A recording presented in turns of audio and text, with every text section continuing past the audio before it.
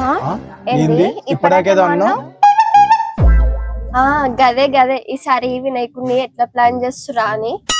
ఈసారి వినాయకుడిని ఎట్లా ప్లాన్ చేస్తున్నాం అంటే ఏ గదంతా పక్కకు పెట్టుర్రి. లడ్డు మస్తు పెద్దగా కనిపిస్తుంది. లడ్డు మస్తు పెద్దగా కనిపిస్తుంది. ఎన్ని కిలోలు ఉంటది? సరే పెద్ద లడ్డు తీసుకొచ్చాం 10 కిలోలు ఉంటది. ఆ, 10 కిలోలా? 10 కిలోలా?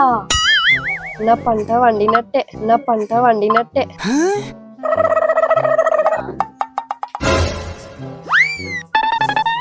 ఏ షాప్ లో తెచ్చిర్రు లడ్డు?